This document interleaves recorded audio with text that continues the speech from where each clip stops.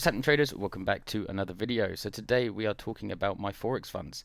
Now, if you've been living under a rock for the past 24 hours, you won't know that they have been frozen from activities, aka the Canada and US regulatory bodies have stepped in and frozen all of their accounts, and therefore frozen everyone who is trading with them their accounts as well.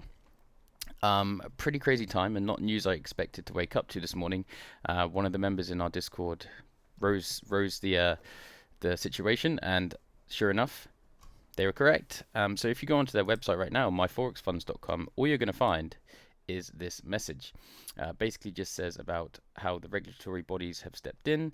They're going to address them and see about how they can lift the orders, but there's going to be a court hearing on September the 11th in the US and another one at the same week in Canada.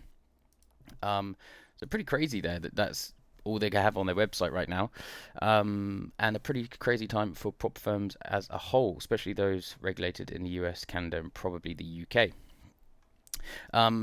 We're just going to have to see how this goes. I don't think this is going to be a short thing that's going to get resolved very quickly for my Forex funds. I think this is definitely going to go on and could potentially end them as a prop firm. We were doing a $5,000 evaluation challenge on this channel for a series, and we got to phase 1. We were just about to start phase 2, but now obviously that's not going to happen.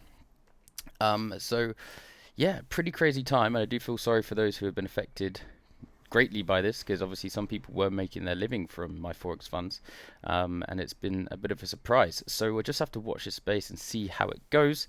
I obviously have videos on the channel. I'm going to get rid of the links that go to my Forex funds because they are completely useless now, and there's no point in anyone trying to sign up. The videos themselves I may leave up for a little while because they have got great trading content in. I'll make a decision on what I do with those in the future.